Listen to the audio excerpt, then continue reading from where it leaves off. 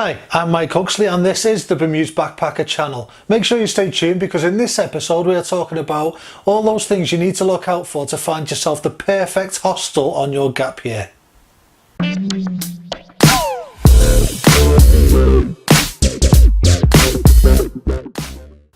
Hostels are the quintessential backpacker accommodation, and if you're heading on a gap year, then chances are you're going to be spending at least some time in hostels at some point.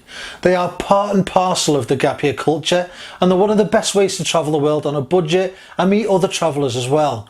And they really are awesome places. Don't listen to the reputation of dingy Eastern European crap holes where people will kidnap and torture you. It's just ridiculous. On the whole, most hostels now are clean, safe and genuinely amazing places to stay, especially in places like Thailand or Malaysia or Southeast Asia, where competition has really driven standards up.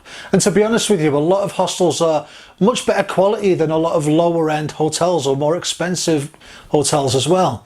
But saying that, not all hostels are equal either, and you do have to look around to find one that suits you and your needs. The first thing, as always, is location, location, location. A lot of hostels now are already pretty central to where most backpackers are wanting to be, and it isn't much of an issue if you turn up to the part of town that you want to stay in and just start checking a few places out. But it is worth checking out exactly where that location is beforehand if you're pre-booking, because you do have to find that perfect location. Hostels that are right next to major sites or backpacker hubs always come at a premium price, and they can be more expensive. And on the other side, there is no point in getting an amazing cheap hostel that is miles away from where you want to be, because you'll end up spending a fortune on transport every day and it just won't be convenient. So try and find an area of the city that is relatively central but is just a little bit further out, and one that is close to transport hubs as well. And also, if you find a good hostel and know that you'll be staying there for a bit, have a look around and see if there's a laundry, a 7-Eleven or any other services that will make your life a little bit easier. Now, you have to look at the type of hostel as well, because believe it or not, there are all sorts of hostels out there, and you don't want to be in a party hostel if you need to be up for an early flight the next morning. And a laid-back family hostel with a bunch of kids hanging around won't be that perfect hostel for you if you want to meet other backpackers and party all night. So if you want to do a lot of activities or meet up with a lot of people, then look for hostels that organise a lot of treks or have a lot of other tour operators or activities that work with them, or ones that organise a lot of pub crawls, that type of thing.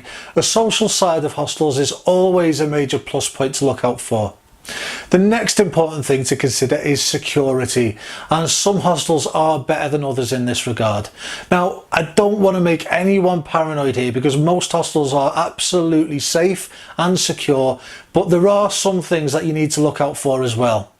The best secure hostels have a man desk, at least some form of barred entry before you get to the rooms themselves, and then good solid locks on the individual room doors and bathroom doors as well. And you should also check if the hostel has decent lockers too. You'll need your own padlock as standard in most of them, but all hostels should have some sort of locker for your valuables. Some are just small ones for your essentials, others will have large lockers for your entire pack, or those huge bins that fit under the bed, but there should be something for you to keep your valuables safe. Once you've got the essentials sorted, you can start looking at other ways the hostel will suit your needs or not as well. Look at how clean it is, how big the dorms are, whether it's got a good common room or not. A lot of these are down to your own personal preferences and what you need personally, but a lot of modern hostels have really upped their game when it comes to cleanliness, and there are a lot of bad ones too, but it doesn't do any harm to ask to check out the communal bathroom and the rooms beforehand. And guys, no matter what people may tell you, size is important. You can get dorm rooms for 4 people, right up to 20 or more, and it is up to you which one you prefer. Solo travellers may prefer larger dorms to meet more people or whatever, and people who are in small groups may prefer smaller dorms so they can stay together. There are pros and cons of all sizes. But a lot of hostels will have a mixture of dorms too, including a few private rooms, so look around and find one that just suits your needs. And lastly, look at the communal areas as well. The best hostels always have an awesome communal area, and with the increased competition and upgraded standards in most hostels, you can expect to find a lot of decent amenities as well, from free Wi-Fi as standard to decent DVD collections and a lot more. Plus, if you are travelling solo, they are great places to meet people. And that's it. It's not a long list at all, and once you get used to looking for them, they do become second nature to you. And not every hostel will tick every box all of the time, but as long as you keep location, security and hygiene as fundamental essentials, you'll generally find a pretty good one.